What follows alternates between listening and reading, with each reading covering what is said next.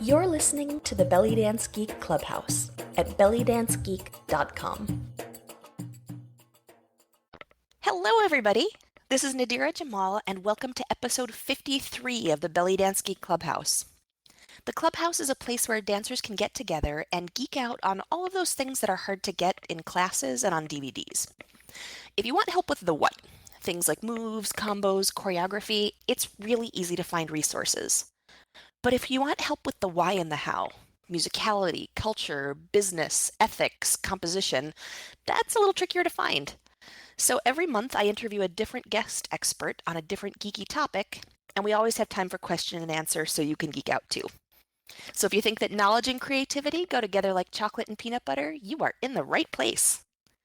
So tonight we're welcoming back Treasure Marshall. She's a professional performer and live event producer from Corpus Christi, Texas. She's worked in a variety of roles with the nonprofit dance company Ballet Nacional and has taught dance to children aged 3 to 7 for the past 7 years. She's also the creator of the instructional DVD Treasure's Skirt Work for Fusion Belly Dance and the Tips from Treasure series. You can find her at treasuremarshall.wordpress.com. So welcome, Treasure. Hi, welcome. Excuse me. Thank you for inviting me. My pleasure. It's so great to have you back. Thanks. All right, so today Treasure is going to talk to us about teaching children. But before we jump into our main topic, I always like to ask people about their origin story. So can you tell us about how you got started with belly dance? Sure. When I was a little girl, I really, really loved to dance, and I would put one of those LPs on and dance around the house. And I guess my mom really noticed, and she wanted to put me in a dance class. And so she put me in tap. I think I was about 7. But what I really wanted to do was, it was the 70s and belly dance was really big. And my mom had these books. I have no idea where she'd gotten them, that were belly dance books and how to teach yourself how to belly dance. And I just was so enamored with those books. I thought that those ladies were just so glamorous and beautiful, and I wanted to do that. But there just weren't any belly dance classes for children available.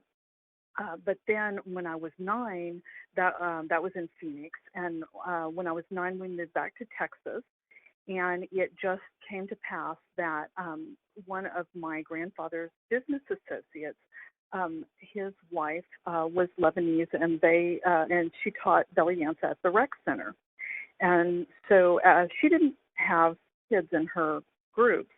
And my mother and my grandmother went and talked to her, and they talked and talked and talked, and long and hard, trying to get her to agree to take me. And finally, she did agree, and I danced with Mrs. Forrest for many years, and so that's kind of how I got started in belly dance. And how did you get started in teaching dance to children? Well, very, very long ago, when my daughter was young, I had no desire whatsoever to teach, not kids or adults, not at all. To me, that's kind of like dishes and laundry. It's like not a really fun job. It's just something that needs to get done. And so I wanted to put on shows. I didn't want to teach. That was, not glamorous. But I was asked by the director to teach some classes, and I did for a while, but it didn't go very well, and I very shortly thereafter went back to him and said, look, I just don't really think I'm very good at this. I don't want to do this. I think you should find somebody else. And then, fast forward years passed, and I was working in the office of the studio, and my daughter was teaching all the lower level classes. And she left for college out of state. And we went through an entire year of these just really awful, unreliable instructors. And I felt so bad for the kids. At one point, these kids were coming in 2 times a week for classes. And there was a time where those kids did not have the same instructor 2 times a row for an entire month. And the parents were absolutely furious. And they were not furious at the instructor. They were furious at me, the administrator. And their position was, hey, if the teacher cancels, then why can't you get somebody else? But that's really hard to do when you have a teacher that's calling you 20 to 30 minutes before a class is starting. Mm-hmm. So I really felt like I was between a rock and a hard place because these parents were very understandably angry. And I was dealing with this like every time I went to the studio. And finally, I went to my friend who is the president of Ballet Nacional. And I said, look, just give me the class. I'm the logical person. I'm the one that can be here early. I'm the one that can be here on Saturday mornings. Just give it to me. And she was extremely reluctant. She really, really did not want to do that. I feel pretty sure she just didn't feel that I had the temperament for it. And I said, look, I can't deal with these parents anymore. So either give me something else to do or give me the class. And so she very reluctantly gave it to me, and I think mostly because I was the only one that could be there really early.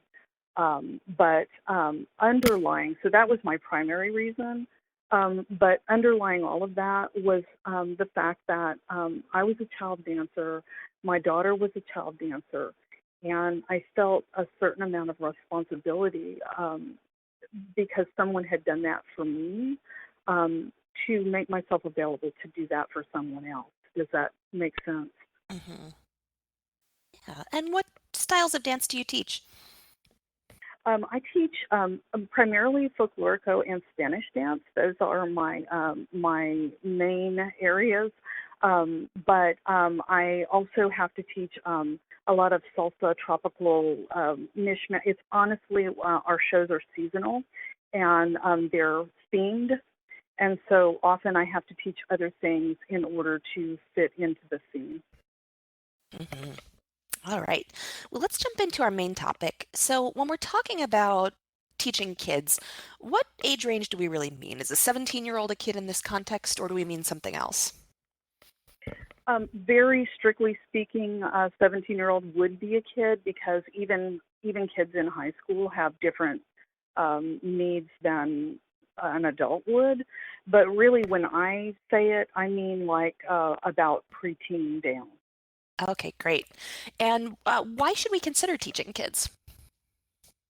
Well, there's many, many reasons, but let's talk first about the business aspects of it. If you are willing to teach children, that greatly increases the pool of possible students that you have. And if you're willing to teach very young children, that is an even greater advantage in the marketplace because the younger the child is, the more likely it is that the family is actively looking for something for the child to do, and there's fewer options available to them. So when they're 3, there's just not a lot, but when they're 6, 7, 8, on up from there, then there's music lessons, there's karate, there's sports, there's other things available. So if you bring them into your studio when they're really, really young, then by the time they are old enough to have those other things even available to them, then they've already been dancing with you for several years, and they're much less likely to leave and go try other things. They're more likely to stick with you in the long term. And the other thing is that when you have really, really young kids, very often this is their first activity outside of school. Like, in other words, if you have a 3-year-old, then they're probably only ever done daycare or something of that nature. Even 7-year-olds, they don't have a lot of after-school activities for the 3 to 7 age range. So those parents come in and they're really excited. They are really very excited with the idea of here is this fun thing that my kid's going to get to do. And it's not just the parents, it's also the extended family. grandma and grandpa are excited, and aunt and uncle are excited. Everybody's really, really excited because this is the first thing that the child's ever really gotten to do. And so they are much more willing to pitch in. And that can mean that maybe grandparents help with tuition, or maybe aunt or uncle drops off or sees to it that the child is not going to be late to class. Everybody really kind of cooperates, and that makes it a much easier sell. It's much easier to get people to enroll. Mm-hmm. So we talked about the business end. What are the other angles on that you think make it a good idea for us to start teaching kids? Well, it can be really, really rewarding, and it can be a headache just like anything else, but you get really attached to the kids. You get to know the families. It becomes very, very much a family atmosphere, and honestly, you get a lot of extended families. When you start taking kids, then you start getting, maybe mom wants to try it, or lots and lots of cousins. Really, the whole family really starts to get interested and get involved. And so again, I guess that's more the business aspect of it. But there is a lot of intangibles that the kids get from it, and they're things like learning how to take directions from somebody outside of the family. Things like being confident that they can go up there on stage by themselves. Even now every studio is different, but where we teach, teachers do not go on stage with the kids. The kids go up there by themselves. And that really gives them a lot of inner strength, I think. And there's just so many aspects of it that you don't really realize that you're teaching until you recognize it developing in the child. Mm-hmm. And how does what they learn change as they grow older? Like how do they benefit at different stages of their lives? Well, I think when they're really young, it's a lot about following directions and socialization, and learning to be away from mom and dad, because some kids have, they've never been in daycare, or they've never been away from their family. So this is the first time they've ever kind of been separated. So there's that part of it.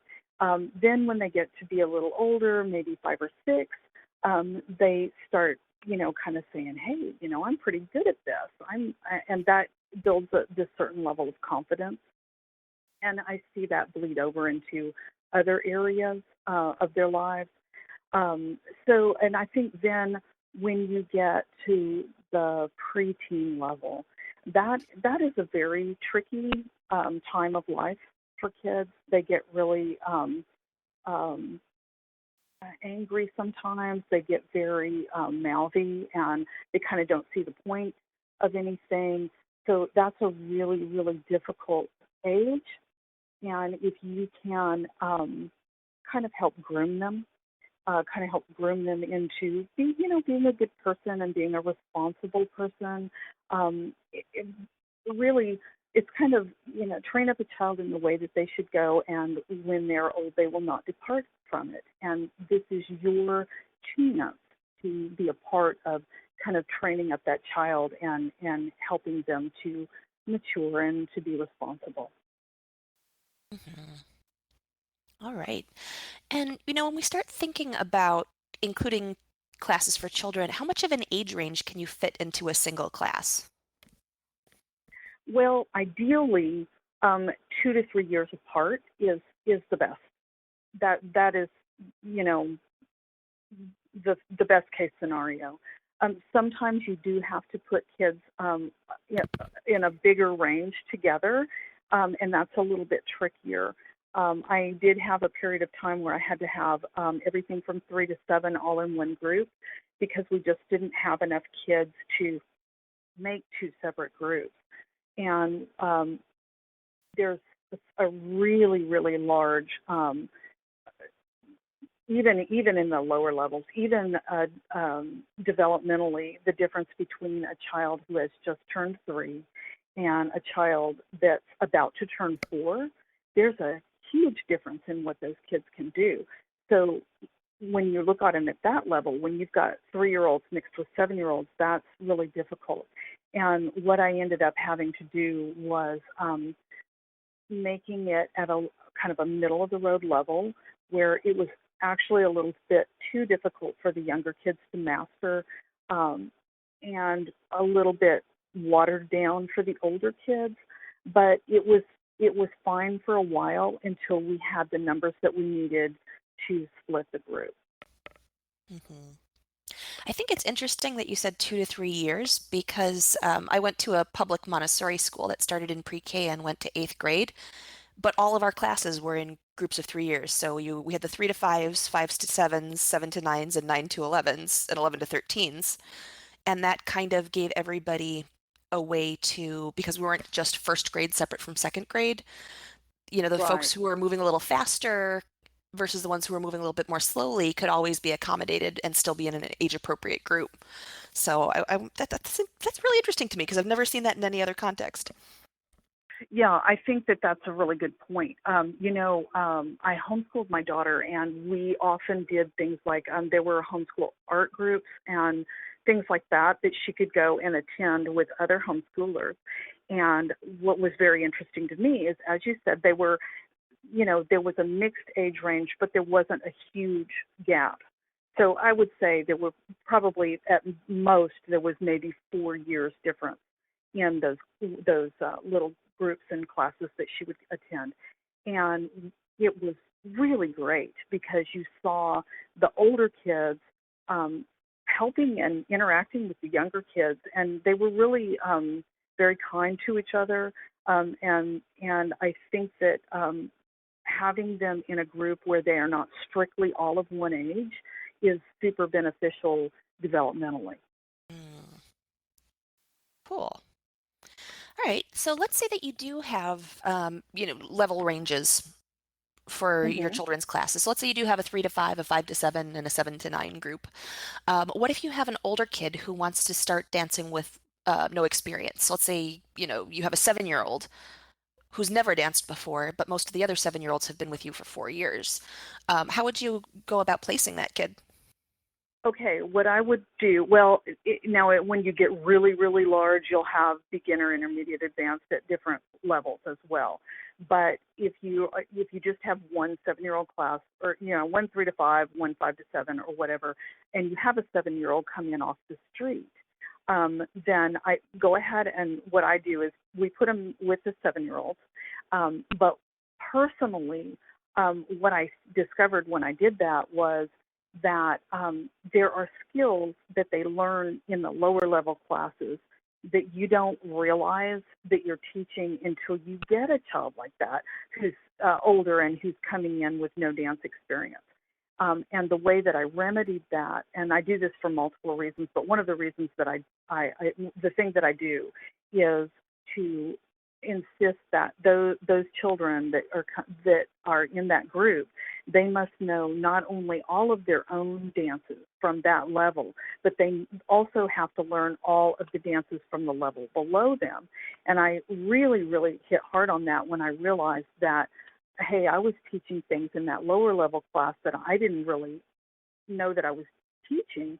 And then I get this child, and she doesn't do that intuitively because she wasn't in that lower level class. And so I realized by being sure that they know all of those dances, then you are better able to cover all of those skills and get that child prepared to go on to an even more advanced class. Mm. And when you're referring to a dance here, do you mean a style of dance or are you talking about a specific choreography that group learned? Um, uh, Specific choreographies. We have repertoires, Hmm. and so each group has a certain number of dances, and we add to that and delete it very frequently. But there is always a certain number of dances that both, say, the 3 to 5s and the 5 to 7s know, and they're core dances. And that way, if, for instance, let's say another reason for doing that, besides the whole skills thing, another reason for doing that is, let's say you have a performance coming up, but there's not enough kids from any one group that can make the performance.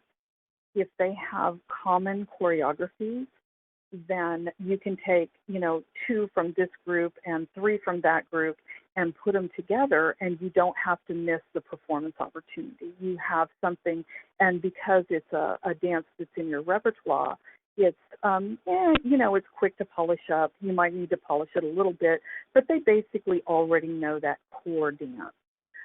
So when I was talking about that, I was specifically talking about choreography. Gotcha. All right. Now, this is a little bit different from the scenario that we're talking about, but maybe most relevant to the folks who are already teaching adults. When is a child old enough, or how can you tell if they're mature enough to join an adult class if you don't have a kids class yet? Well, I definitely would think that I was 9, and when I went into my first teachers group, and I think that that's definitely a really good age.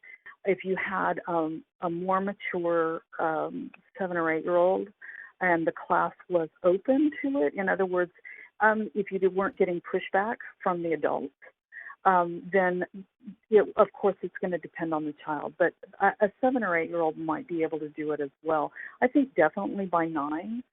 But any time you were bringing in a child to an adult group, I would definitely have a conversation with the parent, just like my first teacher did with my parents, and let them know that if it's not working or the child is disruptive, that they're not going to be allowed to stay.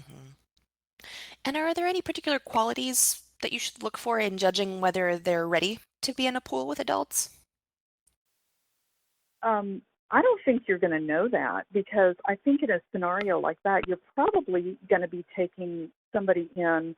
I say off the street, somebody you don't know. Am I getting the scenario right?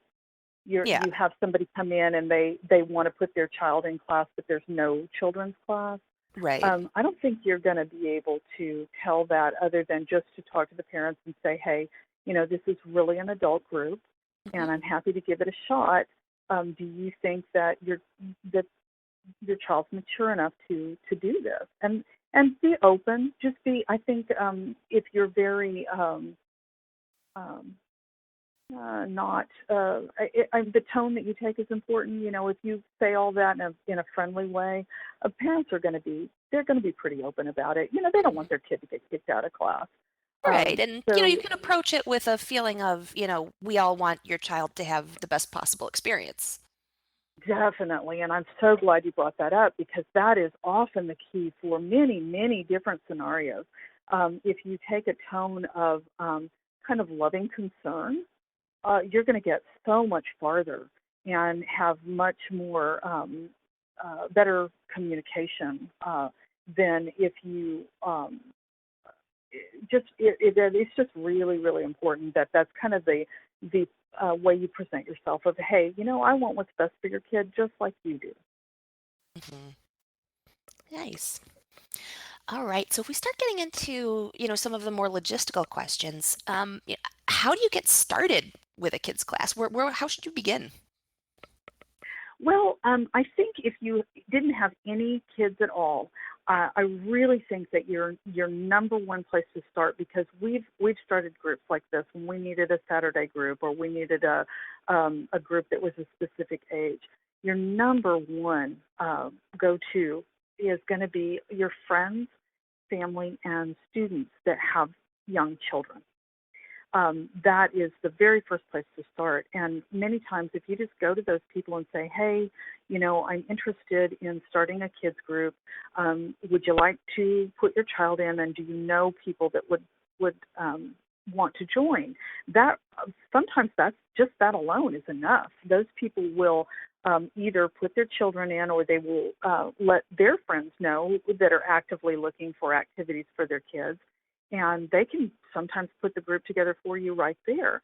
On occasion, you may have to kind of sweeten the deal for them a little bit.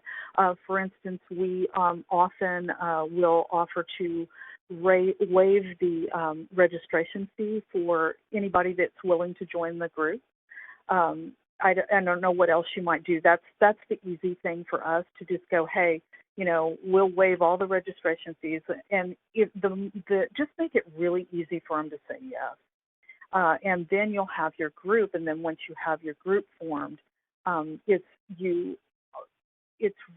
just really easy once that's in place to get people to sign up, because they're actively looking for things for their kids to do. Mm-hmm. It seems like word of mouth is even a bigger thing when it comes to kids' activities than adults, because the parents, depending on the status of their own friendships, are in a lot of cases talk mostly about what their kids are doing. Oh, yes. And so, Yes. if you've got a play date, that might be half the conversation is, oh, what does she do on Saturdays? Yeah, exactly. And then, yes, that's very, very true. And especially if these are your friends, family, and students, they're going to be quick to recommend you because they already know you. So that's your number one go-to starting point. Besides that, there's some other things that you can think about doing. Schools and libraries are really good resources, libraries in particular. Children's librarians are often looking for, they need often they have like a monthly program that they present, and it's hard for them to find people who will do those little programs. And so if you contact the children's librarian, particularly if it's a library that's close by where you're going to be teaching, we happen to have a library right across the street, and that has really benefited us. So you can call that librarian up and say, hey, would you be interested in me putting on some kind of a children's presentation? And lots of times they'll jump on it. But then you need to deal with the scheduling of it, and that can be a little bit more tricky. You may have to find a way to work yourself into one of their themes. For instance, when I contacted her last summer, when I contacted our children's librarian, she said, oh, you know what? Month after next, our theme is I think it was Get Up and Move or something like that. It had something to do with getting up and moving and exercising and getting outside of the house. And she went, that would just be perfect. And so would you do something for that? So that was great. So as long as they understand that you are going to want to hand out like flyers or some kind of information like that, I haven't ever had anybody have a problem with that. They're always happy to have us. And so then you can put together a little program. The more you can find ways for the kids to interact, the better. So maybe you come out and do a little talk, and then you ask them questions. They love to, say, hey, raise their hand and answer questions. They really, really like that. If you can find a way, the last time we did one, we had two different times when the kids got up and danced with us. That's a really, really great thing.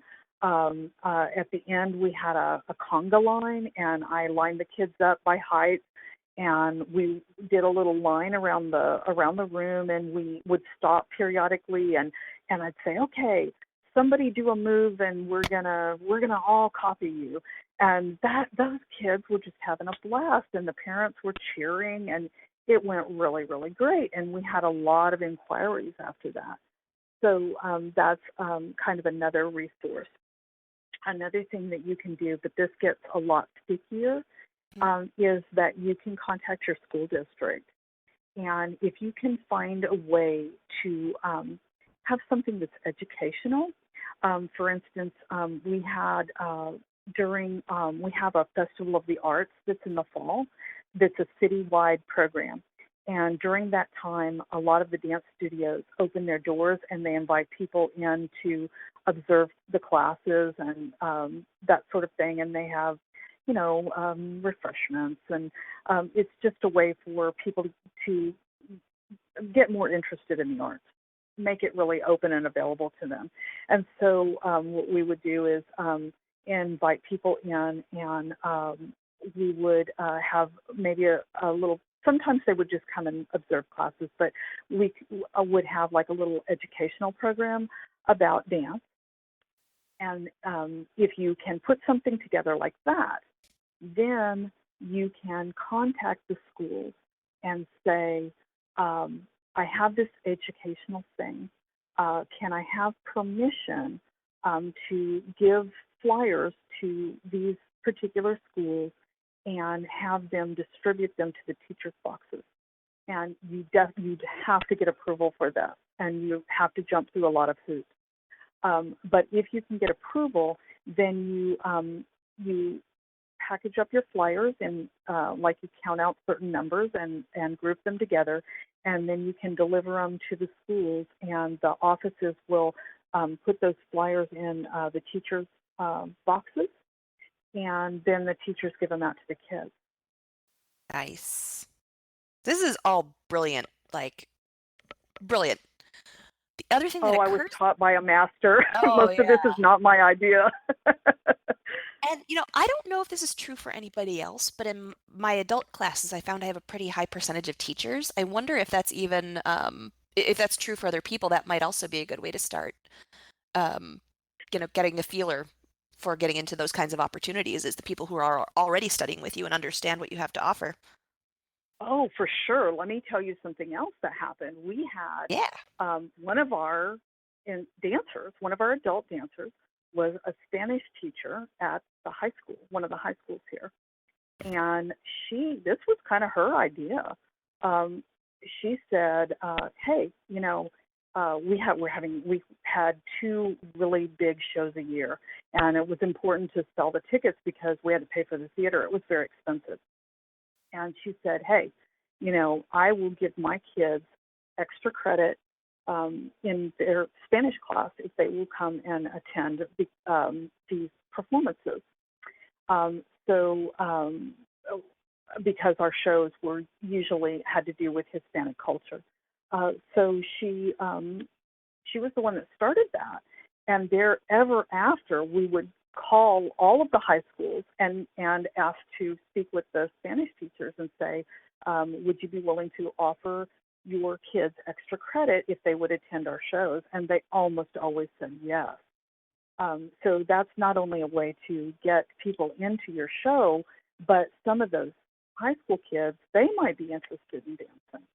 Mm-hmm. That's a great idea. And I'm thinking about, folks who are doing belly dance only.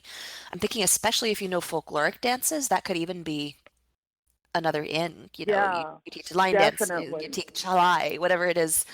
That can be a really good, especially if you're making the case for this as a cultural activity rather than an artistic activity specifically. Right. Really focusing on right. folk dance could be a great in. That's definitely right. And I will tell you that if you teach folk dance like I do, and as people who teach belly dance do, there are definitely people who come to you very specifically saying that they want their kids to learn more about their culture. And so I do want to say that if you teach folk dance and what you teach is not traditional, then just be sure that when the parents come in and talk to you, that you let them know right up front that what you do is not traditional. And I don't think I've ever had a parent yet that was like, oh, well, no, if it's not traditional, I don't want my child in this. They really don't care. They just want them to be exposed to it. But it's always best to let them know if it's not traditional. Mm-hmm. Cool. Now, when we're thinking about teaching kids, about how long would the ideal class time be? What's their attention span?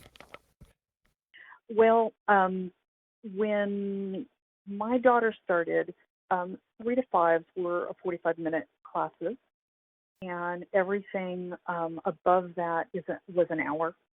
And we have played with that a little bit. We have had classes as short as 30 minutes, and we have had 3 to 5s, take an hour class. And there's a lot of benefit to having a 45-minute class. I don't recommend a 30-minute class. that really doesn't give you enough time to get very much done. Also, if anybody's late, even if they're only a few minutes late, they've missed a lot. So I don't recommend 30-minute classes. But if you are in a position where you could do a 45-minute class for your babies, there are benefits to that. One of them would be that you can lower the price a little bit, which makes it a little more attractive to the parents, particularly if they have more than one child, because, it all costs money. And so if they're 45 minutes, you can charge a little less. And it's easier on you as the instructor because you are not trying to hold that child's attention for just an extra 15 minutes. And I will say that when we change those classes from 45 minutes to an hour, those kids that were used to that 45-minute class, they had this internal clock, and they knew when 45 minutes had passed. And they would start getting kind of whiny, and we eventually, were able to train them into the 1-hour class. But those kids, they know how long it's been, and they do start, there toward the end, they start to get restless. Hmm. And what's an ideal class size when you're teaching kids? How many is too many, or is there a class that's too small? Yes. I would say that ideal is 6 to 8. If you have 6 kids, that's a really nice full class. If you have 8, that's super full, but it's manageable. When you start getting over 8 kids, even just one more kid, it starts to get kind of cumbersome. It's hard to keep your eyes on everybody. And it would be better at that point to either break it up into 2 classes or to get like an assistant, somebody who can help you just keep them rounded up, keep eyes on, be sure nobody's, doing anything crazy like hanging from the ballet bars. And so, I would definitely say. And then on the too small spectrum, the smaller the group gets, the more difficult it is to teach. And when you get to where you've only got 1 or 2 kids, which I did have for a really, really long time, that is super difficult, because when you have at least 3, when you have at least 3 or 4 kids, then you can teach them things like spacing, you can teach them partnering, you can teach them timing. Just there's so many things that you can teach that you just can't do when there's only 1 or even 2.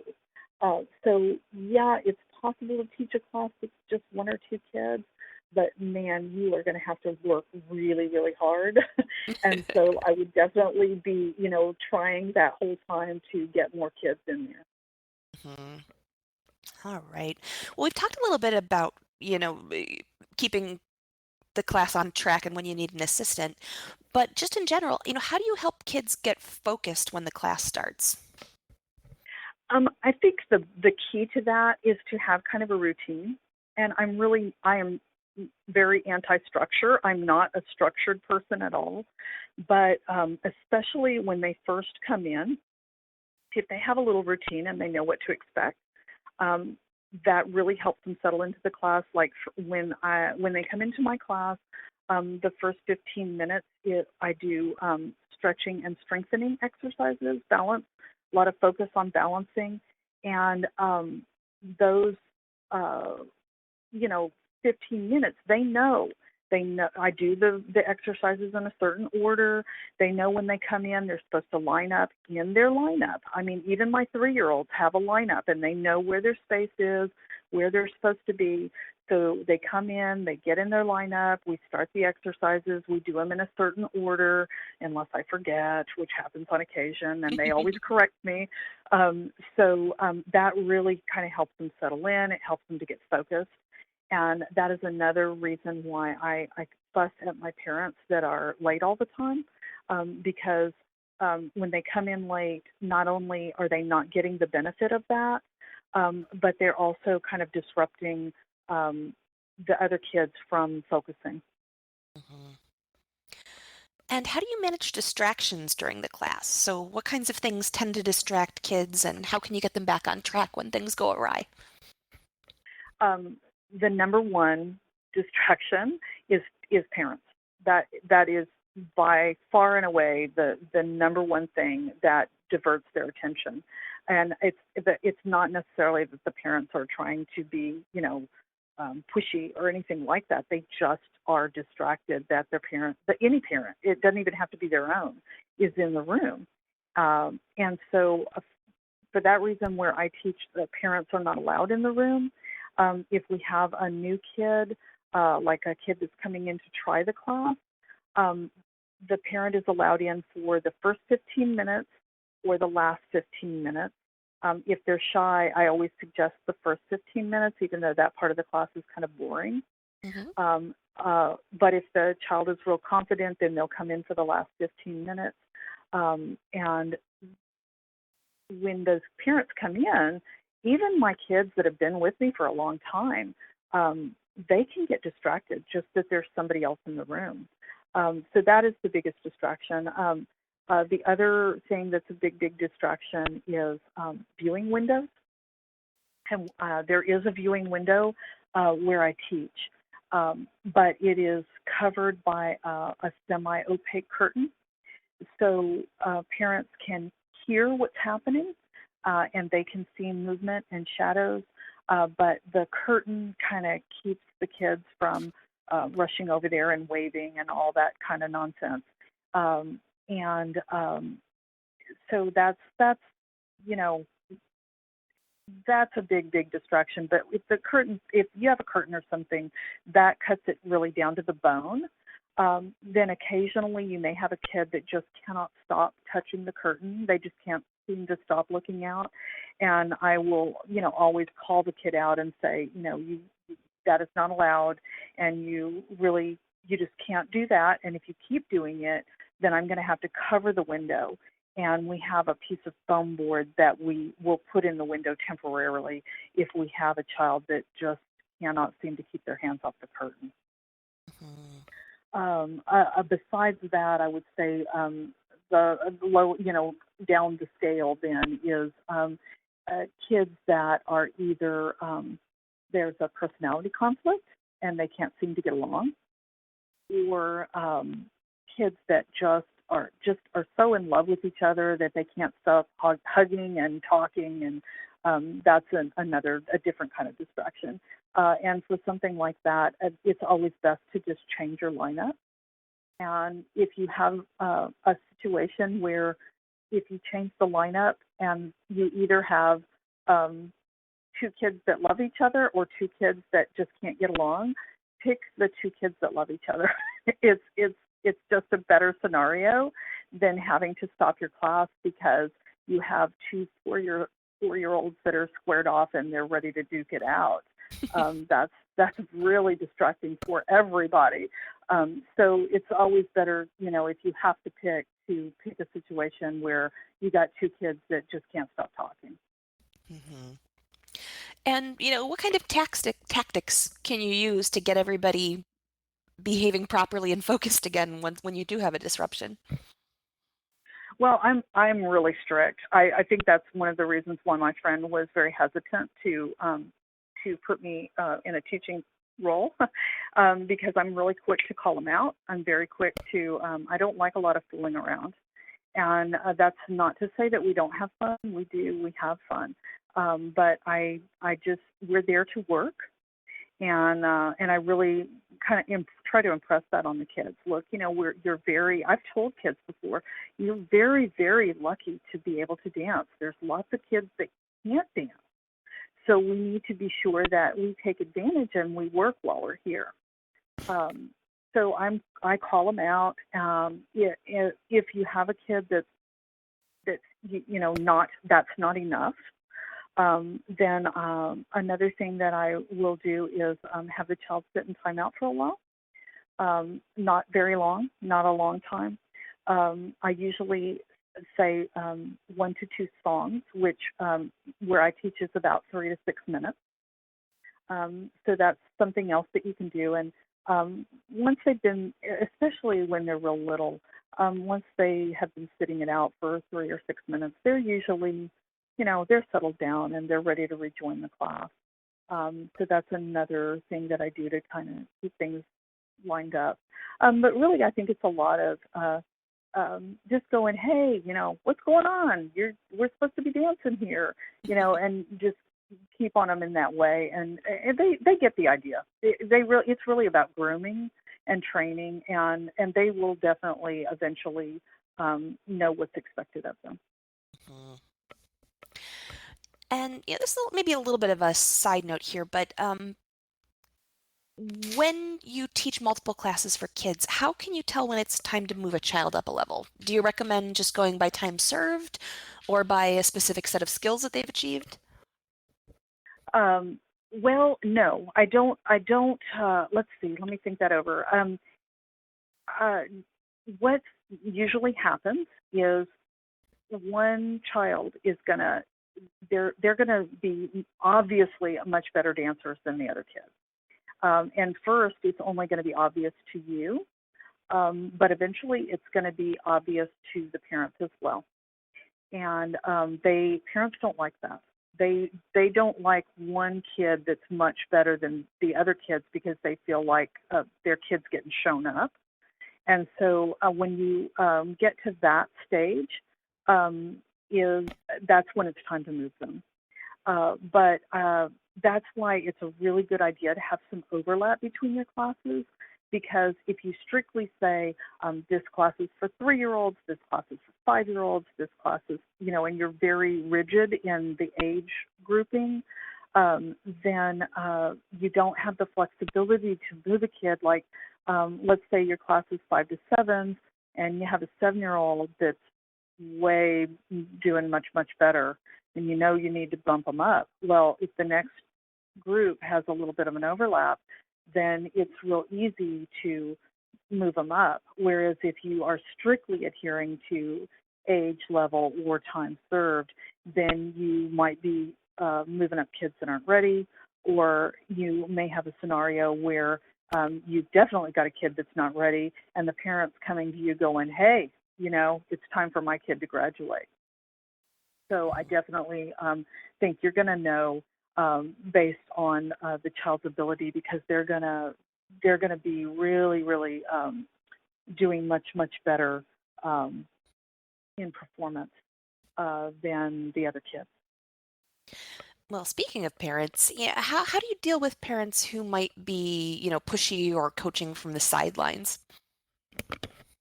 Yeah, that can be an issue. I think probably less so where I teach, because we don't have parents in the classroom. But that can, regardless, that's still an issue sometimes. And I think the very best thing to do is you want to kind of take the parent aside. Like, if they have, parents are pretty quick to let you know when they're not happy in general. And even if they don't say anything, a lot of times you'll walk into the room and you see a lot of angry faces. And, that's kind of the time to say, hey, does anybody have any questions, or is there anything anybody needs to talk to me about? And that's their invitation to kind of, and then if they approach you, then you want to kind of separate yourself from everybody else so that you can talk freely. And then, again, we're back to that tone and loving concern thing. So if you are talking to a parent and they are pushing, like, they want their kid moved up, or they don't like something about what you're doing, or they're pushing you in some way, then try to show them with your, not just your words, but with your body language and your tone, that you're really interested in and concerned about what they're saying, and that you really want to resolve the problem. Even if it's something there's nothing that you can do about. If you approach it with that kind of tone, they're going to be a lot more receptive to what you're saying. My friend says that nodding your head yes, like yes, I understand, is going to get you a whole lot farther than shaking your head no, like no, I'm not going to do it. So, and she's absolutely right about that. Um, but and sometimes it's sometimes it is something you really can't do anything about. But either way, try to be as transparent with the parent as you can. Um, for instance, if it's that the child's not ready to be moved up, let's say, just for an example, then you can say, can understand what you're saying or what your concerns are, but here's the reason why I think that your child isn't ready. And as long as you can be diplomatic with your words, then just be really transparent. And again, back to, hey, we both want what's best for this child. They're generally pretty receptive to that. Right. So, and a related question, whether it's a problem or even just laying the groundwork for a good relationship, what should a teacher do to make sure that the parents are comfortable and satisfied? Because it seems like in this situation, they're the real customer, not the child. Yeah, in many ways that's true. I think the key to that is having really open communications with your parents. Just being friendly with them, and ask them not just about the kid, and you get to know them. Hey, how what's going on? Did you get that job you were applying for? Or yeah, I know that your husband was not feeling well. How's he doing? Just really, when they feel that you're somebody that they can talk to, that's going to go a whole long way toward resolving conflicts before they ever really arise. So I think just being really, really open with people. I mean, as much as you can. Of course, you don't want to be. I know there's a certain amount of, you don't want somebody to take advantage of you, and also I understand, but just try to be as open as you can be. And when parents are terrible gossips, they really are. And so when you start like hearing little things, and maybe that mom that really, really likes you might even come to you and tell you something that's happening or something that's being said. Or you come in, this is something that happens. I'll come into the waiting area and there's a bunch of really angry faces. That's when you go, hey, did anybody need anything? Is everything going okay? And most of the time, if they're going to say something, they'll say something then. Mhm. Cool. And, we've already talked about the tone, but how do you decide when it's time to bring up a behavior issue with parents rather than dealing with it in the class? Well, I have, I guess, a rule for myself. I handle as many behavior issues in the classroom as I possibly can, for a number of reasons. If you're constantly going to the parents, complaining about their behavior, the parents are embarrassed, they're upset. They are going to start thinking about maybe this isn't the best thing for their kid. Or alternately, they may act like, hey, this is your problem for the hour that you have them in class. Are you not able to handle this? So I try to, and I don't want some child to get in serious trouble with their parents over some minor infraction. So I try to handle everything that I possibly can in the classroom. Um, I don't go to a parent unless I have a child that is being so disruptive that it's become a problem. And then I will always, approach the parent privately and say, hey, can I talk to you about something? And this is what's happening in class, and that's a problem because of X, Y, Z. So, what do you think? What do you think that we should do? Because very often, by the time you get to that point, the parents are aware that there's a problem, and the child may be having that same problem at school or at home in different parts of their lives, and a lot of times they have already kind of developed a strategy to address that.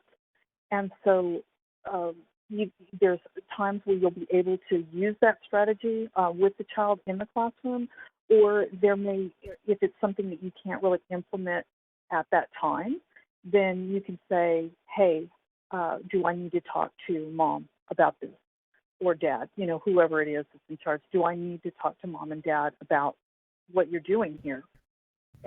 Because they're going to, implement this strategy with you, and that is again, for most kids, that's going to be enough. I've only been in one scenario where I had a child that was just so incredibly disruptive that I was just at my wit's end to know what to do. She had developmental problems. She had behavior issues.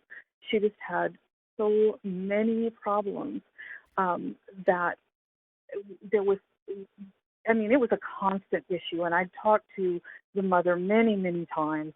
And there just came this class where she was screaming and crying and carry on, just having a fit. I was in distress. All the other kids were in distress. And at the end of the class, I just decided this cannot ever happen again. And so at that time, I talked to the mom and I said, look, this is just a real, real big problem. And so if she won't listen, and this is a child who was, I treat things differently. If a child is misbehaving but because they're being mischievous, right or wrong, I don't think that's as serious as a child that is openly defiant. That is just something that cannot happen. And so, I explained to the mom that she was deliberately defying me, and that this was just getting to a critical mass situation, and that if I kept having problems, that what I was going to do is I was going to send her out for the rest of the class, and that she could come back next week, because I taught her once a week. She had a different instructor the other day, and she was welcome to come back to my next class, and I would be welcome her back with open arms. But if the behavior started again, I was going to send her out again. And the first time I had to implement that, oh my gosh, the screaming and the crying and I thought mom would take her home, and she didn't. They kind of waited around for me to come out. And I just explained to her, sweetie, you just can't act like that. You just can't act like that in here. And you can always come back to my class. I'll always give you another chance. But for today, you're going to have to go home. And she never did it again. And I'm not going to say that I never had problems with that child again, but it never got to that level again. Mm-hmm. Cool. Well, wrapping up our section on parents, it seems like most parents have this idea that, well, of course my daughter is going to dance, but usually that means ballet or tap or jazz. And, even these days, I think hip hop is a pretty common choice for little kids too. Yeah. But how do you get them on board with the idea of learning other dances, and in particular belly dance, where some people sometimes have this sexualized idea of it? Yeah. So let me tell you my thoughts about that. I think that particularly with belly dance, the kind of way you present yourself is going to be really, really important. And the way you frame things up is going to be also very, very important. So I got to thinking about that. And, when I first started and I was a little girl, my teacher and all of her students, we wore leotards. And the women, I didn't, but the women wore hosiery of some sort. So there was no bare midriffs and all that kind of stuff until performance. That just wasn't allowed.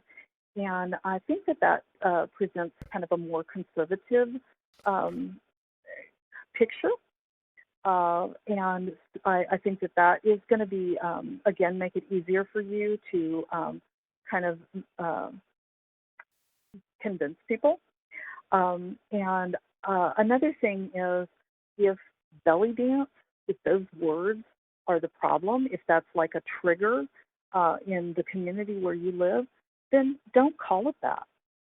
Call it Middle Eastern folk dance. You know, that's what it is. And I'm afraid that some people are going to say, well, that's a cop-out.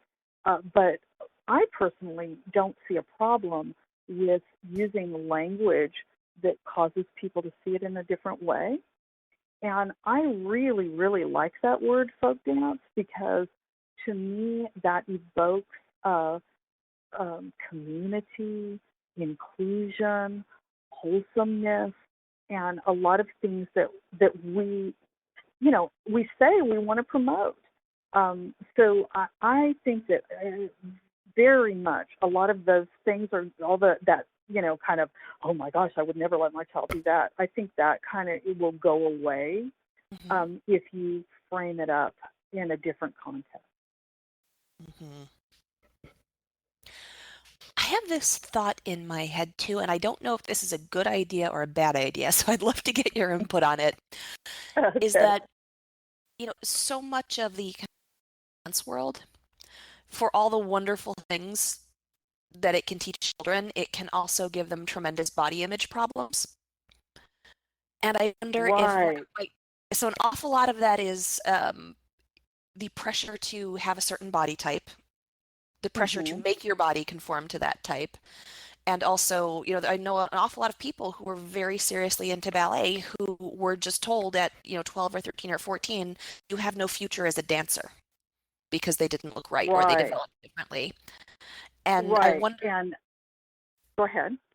and so I'm wondering, is when you're speaking to the child of a 3 or 4 or 5 or 6-year-old, is it too early to sell the point that, this is a dance that they'll be able to do their entire life? Nobody's ever going to tell them you can't be a dancer. Well, I would never have thought of that. That's not where I thought you were going with that. Yes, I think that that is an excellent selling point, a very, very excellent selling point. Um, yeah, I definitely would say that to a parent without a second thought. Um, now, as far as I know that, as you say, in the belly dance world, there's a lot of emphasis on uh, wanting to give people healthy feelings about body image. And I think that I don't see that a lot. I don't see the issue as much here, and I'm not super clear if that's just because I've always been involved in some sort of folk dance as opposed to ballet, or if it's just kind of part of the social structure of where I live. I don't. Usually, when I have a, someone who has tells me that their child has an issue with body image, and it's almost always mom. It's almost always mom. I don't hear this from the kids, and I don't see the kids saying ugly things to each other. So this is coming from somewhere outside. Um, but usually, honestly, it's not often about, oh, you're too fat or whatever. It's things like a girl that has, like, maybe she's very dark complected, or she has a lot of body hair, or it's things like that, rather than the typical you were too fat or you have boobs and you're a ballerina. That kind of stuff I don't see as much. But I would say that anytime, and I'm mentioning this because I know that this is a big issue in the belly dance community. If you are wanting to promote positive body imagery, then and positive feelings about their bodies, especially with young kids, you really, really need to look to your costuming. That is can, if you have one girl that's taller and heavier, you want to be sure that your costumes are going to be flattering on everybody. And you also, oh, for crying out loud, and this is not a belly dance issue. I see this in literally every dance form, including dance forms I didn't even think you could do this in, and that is please do not send a child out on stage in a skimpy, sexy, suggestive costume. That is going to hurt their body image more than anything else I can possibly think of. So I think that if you want to promote that in kids especially, that you really, really need to take a really hard look at your costuming. All right, well, that's actually a great segue into my next section on kind of class content, what we teach. When you're teaching children, how can you make sure that the stuff that you're teaching them is appropriate for their age? Okay. Well, I think that, of course you have to worry about, is the step too hard or too, that of course you have to worry about. So you have to worry about, is the step age appropriate? But oftentimes I think the things that make a dance not appropriate is music. Don't pick a music that has an adult theme. I mean, I've just cringed when I would go to these events and there's little, 4 and 5-year-olds and they're dancing to Whose Bed Have Your Boots Been Under? That's not appropriate for a little baby. Don't pick music that has an adult theme. Don't pick music that has foul language or suggestive language. So I think that the starting point is going to be picking age-appropriate music, and that doesn't mean you have to use kids' music, but let's be sure that it's not something that's going to make grandma cringe, and that is a really, really good a kind of a litmus test. Is if this little child was doing this in front of grandma, or even the teen. Where I get this idea is from a teenage dancer that she performed one of our choreographies at a family event. And she told me, when we do that part where we kind of crawl on the floor, I really didn't feel comfortable doing that in front of my grandma. And so, let's think of it like that. Is this step or music or whatever we're discussing, is that something that would make grandma cringe?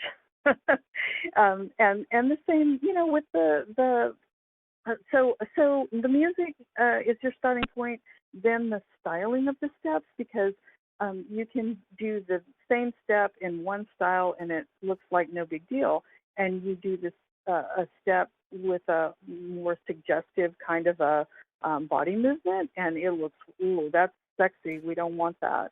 So those are, I think, styling is another really, really big point. Did I answer all that question? I'm sorry. Mm-hmm. Yeah, absolutely. And, on a related note, how much complexity can you throw at kids versus at adults?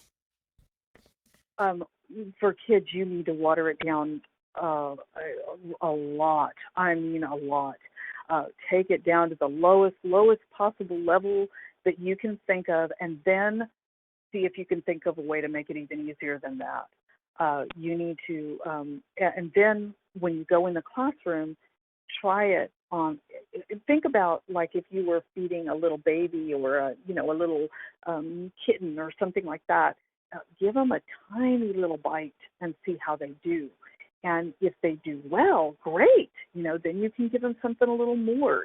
Either on the fly. If you're good at kind of teaching on the fly, you can do it right then. Or if you're not good at that, then just go, at the end of that class, well, that didn't work, and scrap it. And the next time you can come in and give them something. Either way, let's say it turned out it was too hard. Well, you can make it easier. Or vice versa. If they gobbled it down and they wanted more, well, then next time you can make something a little more complicated. So, go ahead. Go ahead. I'm not sure I answered your whole question. Oh, absolutely. All right. And when you're thinking about, what you want to accomplish over an entire class semester, are there different skills that you would emphasize for kids versus adults?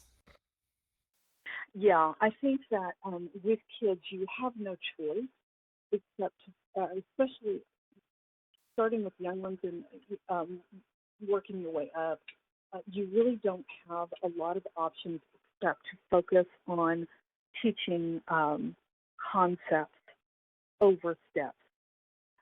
When you're teaching kids, you have to worry much more about teaching concepts like make a straight line, follow the leader, skip in a circle, those kinds of concepts, because they're not able to do very much.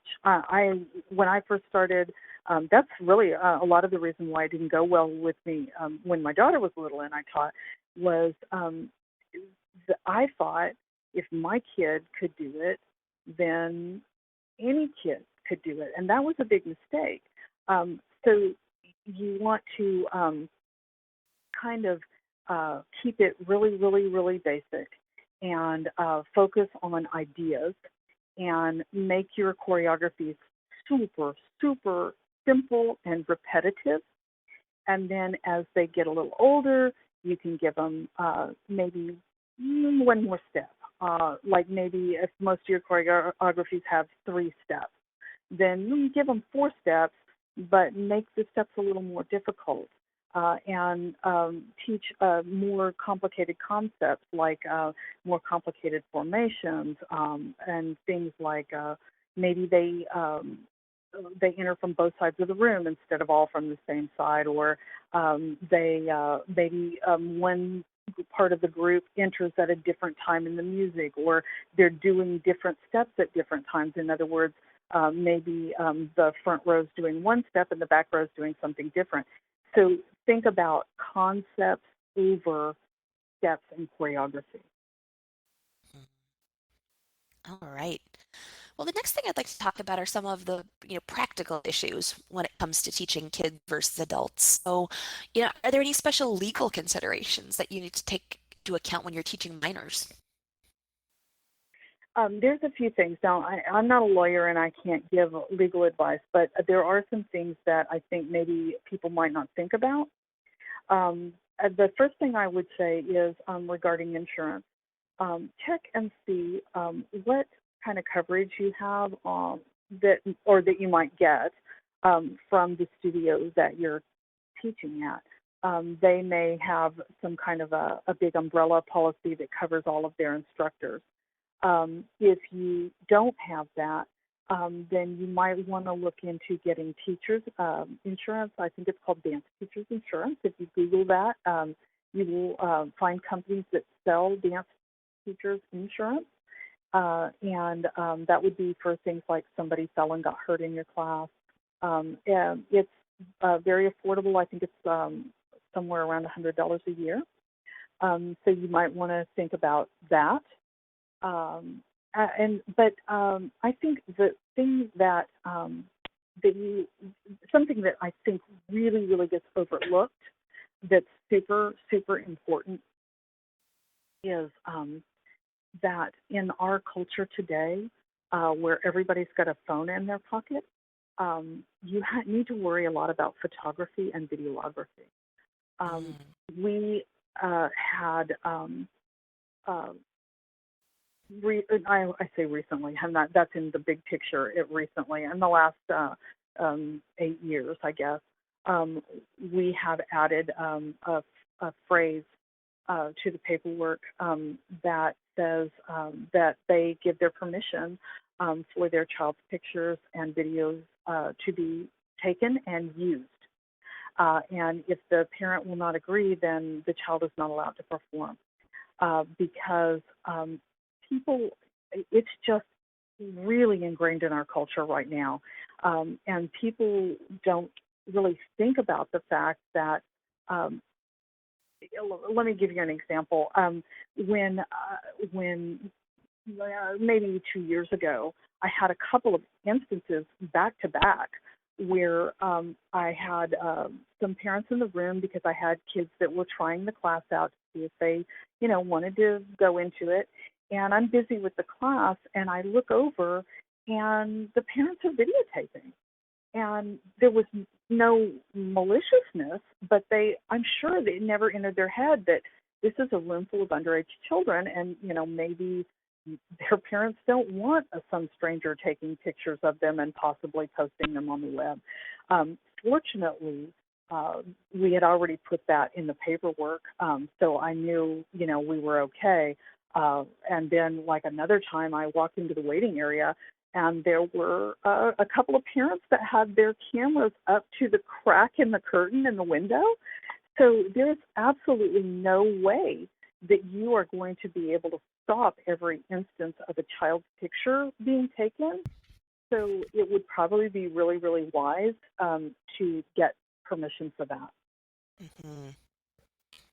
Nice. And then just in terms of, more of the day-to-day operations, is there anything that we need to think about? I know you mentioned, getting other family members to help with pickups and drop-offs. What kind of considerations like that do we have to take into account?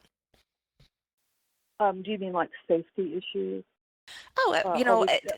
just off the top of my head, how is payment different? Or making sure that the child has somebody picking them up? Or what do you do if that person doesn't show? Oh, yeah, that's happened a couple of times, not very often. Well, I think payment is not really different. It is a little bit different. It's hard for me to know because I've dealt more with kids than adults. You do have people who are slow to pay, but when that happens, I guess I don't know if that happens any more often with kids than adults. But the first thing I do is I will put a note on the door in magic marker that's really bold that says payment is due first of the month and late payments start on the 10th. And that's a hint because that sign is not on the door all the time. So that grabs their attention, and hopefully you won't have to do anything more than that. But another thing that you might need to do is to kind of go in and say, hey, it's after the 10th of the month, has everybody paid their tuition? And if you have somebody that has gotten behind, then, talk to them privately and say, hey, let's figure out a way for you to catch them up. We really need to get this under control and figure out some kind of a payment plan for them. And the other, I guess the lastly thing that you have kind of to hold up over people's heads to get that to happen is that you can put in place a rule, as we have, that kids cannot perform unless, and we reserve this for like recitals. If it's some little nursing home thing, not so much. But if there's a recital or there's a big show, we let people know, and we'll go tell the whole room, so that nobody feels singled out. Hey, remember, your child's not going to be allowed to perform if you haven't caught up on your payments, and that can mean for us that not just means tuition, but also we have mandatory fundraising because we're nonprofit. So they have to have met all their fundraising obligations, and that's kind of about all you can do. That's really, other than that. So I think that's everything that I can suggest as far as payment. Can I interrupt you for a second? Sure. Yeah. So this, I think, is one of the biggest differences between just like the payment stuff with kids and adult classes. Is with adults, it seems like almost all classes are either pay per week, pay for the entire semester, or buy a punch card. But when I was looking into different like studio management software, almost everything was made with kids in mind, and it seemed like a monthly tuition payment was more common. So it sounds like that's what the scenario that you're talking about. Is that right? Yeah, that's right. And I think it would be a nightmare to have weekly. That would be really, because you need staff to handle payments.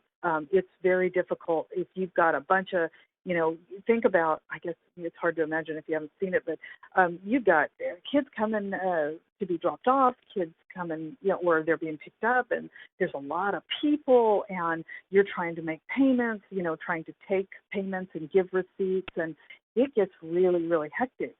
And so we have somebody that sits at a desk in the front, and that's their job. That's their job, to take payments and answer questions and hand out things, and that's their full-time job. So if you had to deal with, on a weekly basis, that kind of madhouse, or trying to catch up with people who haven't paid. I think that would be a really, really difficult thing to do. Mm-hmm. And punch cards, that wouldn't work for kids at all. They would lose them. Because, yeah, well, no, not even that. It's that if they came that inconsistently, they'd never learn anything. Mm-hmm.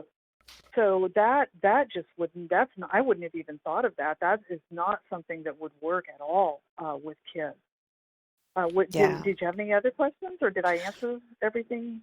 Well, you did, but another thing that I saw in the software that I was looking at was it also had really complicated features for doing things like giving discounts if multiple kids enroll in the school or if the kid is taking multiple classes. Yeah, Do you have a I'm sense, glad you is brought that that up. expected?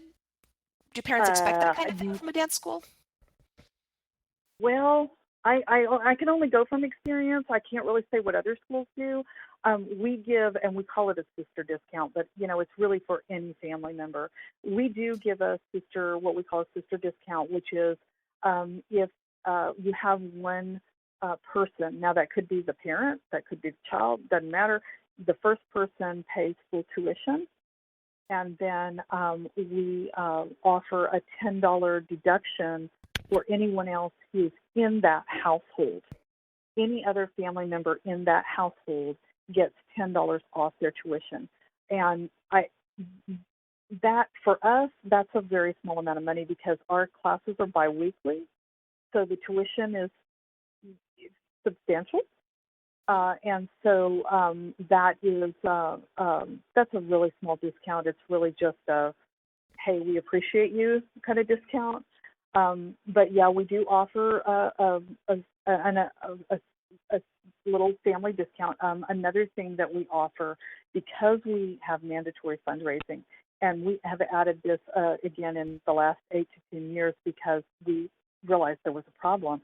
We have lots and lots and lots of cousins, tons of cousins. And so when it comes to fundraising, that becomes an issue because they're trying to sell to all the very same people.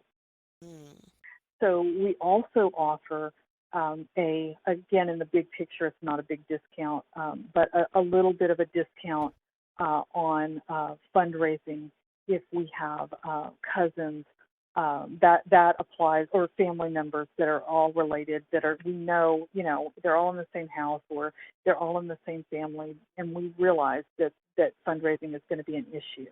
So yeah, we do offer a discount for that. And what was the other thing? There was one other discount I think that you said. There was one for the same student taking multiple classes. Multiple classes. Okay, so we have recently broken into a new structure where it is not mandatory that they come 2 times a week. That used to be mandatory. They were required to take so some sort of folk dance on one day and the other day was ballet. But we had a lot of people in recent years that are not willing to do that.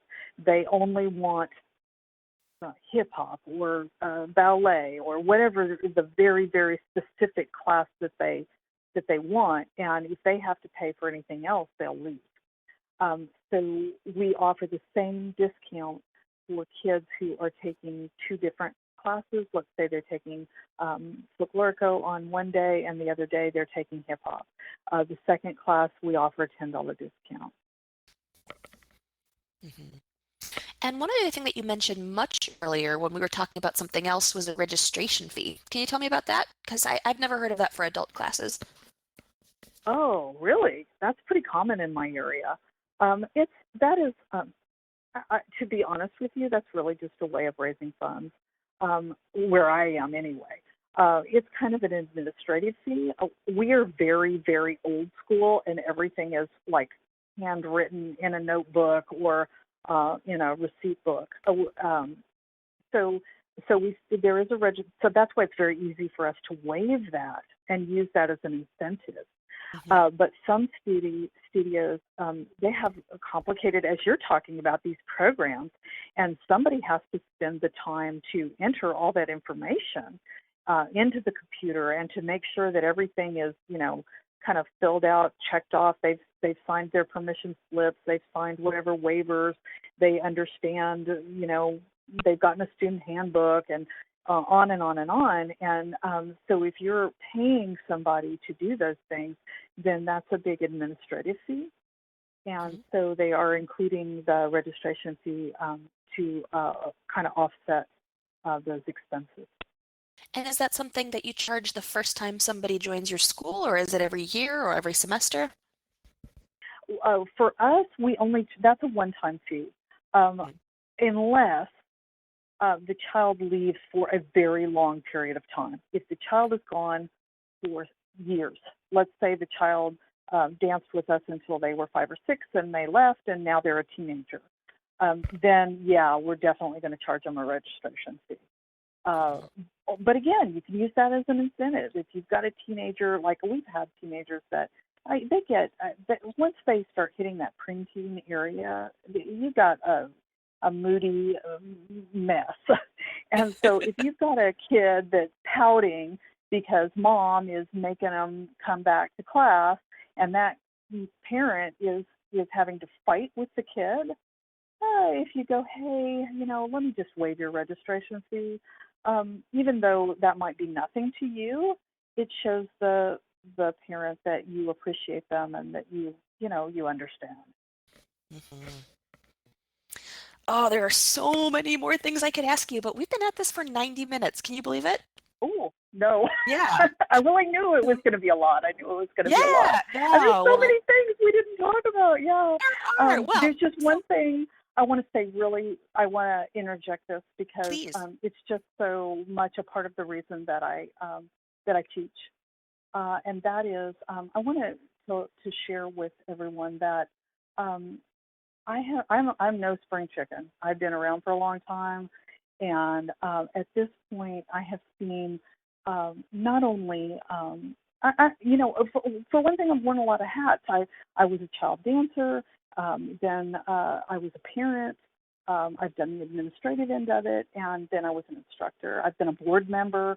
I've kind of been the whole gamut. So I really, really have been exposed to these kids, even if they weren't my students. I've gotten to know these kids.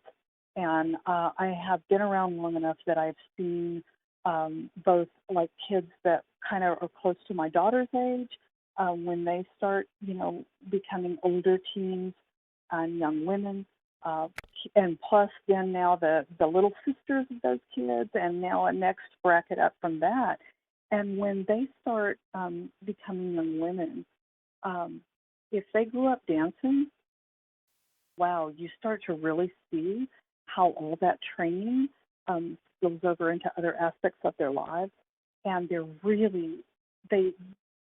very, very good at presenting themselves and handling pressure and being tenacious and overcoming disappointment.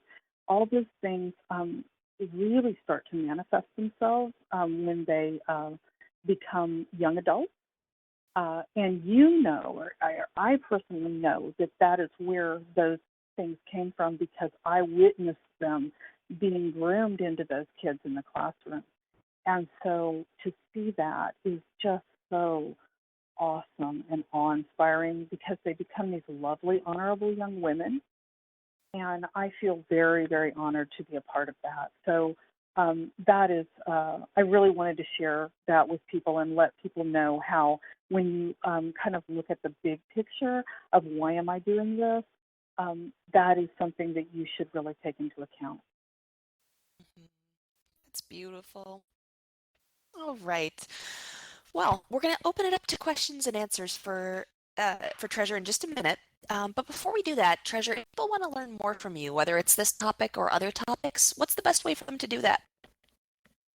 I do have a website, as you know, and I also, I'm an instructor with the Belly Dance Business Academy. And I have a course on teaching kids where I go really into depth about some of the things that we've talked about. I also cover things like structuring choreography, I tried to include a lot of things that I think get overlooked, like what kind of space you need, what kind of information you need to put in your student handbook, what kinds of things you need to tell parents, how to fill them out when they first come in. kind of find out what kind of classes they're looking for. So, there I have several classes at the Belly Dance Business Academy. I'm going to have another one coming out in August. My other classes are costume related, and I have, of course, my DVD and all of those classes that are available now on the Belly Dance Business Academy. They should be digital products available on Amazon by this fall. Nice. All right. So we'll include links to all of those in the show notes. So if anybody is listening to that, we'll send that out for you soon. But now it's time to open up for questions and answers. So if you're listening on the webcast, you should see a little icon over on the right side of the screen that looks like a square speech bubble. Or if you're listening on phone or Skype, you can press star to unmute yourself. We would love to hear any questions you have, or your favorite takeaway from the call, or the most surprising thing that you heard.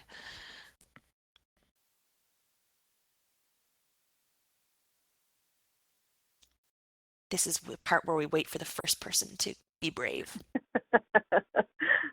I really invite your questions. I really, really do. I would love to know why very few belly dance teachers teach kids, and I would love to hear your questions and concerns about that.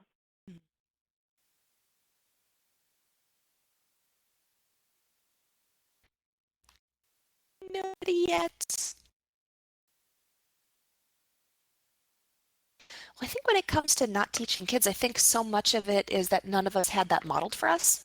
So many of us start as adults that we don't really have a baseline for how you would teach that to kids because we never saw it done. Yeah, that's probably true, which is sad. It is, yeah. So be that person. You can be that person that made that available so that some child grew up with that in their life. Absolutely. So it looks like we've got Irit. Hi there. Oh, I did it. I couldn't figure out how to. I'm new to this. I live in a community. It's very prim and proper, and I had tried to teach once in the rec center, just adults, and I assumed I'd include kids too, but the board got together and they go, "Oh no, nobody under 18." That was several years ago, and I really want to teach. The rec center? What? I'm so sorry. I just wanted to clarify. The board that was involved in running the rec center, is that who we're talking about? Yeah. Oh, wow. Yeah. Go ahead. But I'm sorry. I think maybe I just need to approach them a little differently, and this is several years later, and maybe they're more open to it now, but I'd like to try again. Do you have any suggestions? Yeah, I would say do a lot of prep work. I would say really think about what you want to say and how you want to say it, because the language that you use can be really critical in how people view it. And I've gotten to be real practiced at that. I'm not to say that but sometimes even with me, no matter how hard I try, you can get off on the wrong foot with people. But I would say really do a lot of prep. Think about how you're going to dress. Think about what you want to say. Think about what did they give any objections particularly? Was there a reason why they didn't? Did they have? Did they give you any? Like, did they tell you what their objections were to appropriate girls? I don't think they really know much about belly dancing, but they thought it was inappropriate. Gotcha. Okay, so then we're back to that word that people have trouble with, the words belly dance. Yeah. So I would call it something else. I definitely, and it doesn't have to be. I use folk dance because I am a folk dancer. I teach Mexican and Spanish dance, but you don't have to use that word. Somebody that's really clever could probably think of some other terminology that would make it sound more pleasing, more. And I would point that out. I would be open when you go back. I would say, I'd be real open. I would say, hey, I really wanted to do this, and I tried to start this up a few years ago, and there were a lot of objections, and I'm not really sure why. So, this is what I want to do, and if do you have any of, if they have objections, then you can say or say something along the lines of, hey, what are your objections about this? Because let me change it if I need to, or let me clear that up for you if it's a misunderstanding. And I think that you might have a better reception. Yeah. One thing that I always think about when I'm, kind of scrolling through my YouTube feed, is that so often you see like videos from Middle Eastern weddings where you get like all the little girls social dancing in with their families, and I wonder if like bringing them a video of like, see, this is what it's about might help. Yeah. Yeah. Yes, I think that might work. I would choose carefully. Absolutely. Cool. Well, that's a great question. Do you have any other questions? Yeah. Okay, good. Yay. All right. Thanks, Irit. Okay. All right. And if there's anybody else who would like to ask a question or share their favorite takeaway, you can press star to unmute yourself.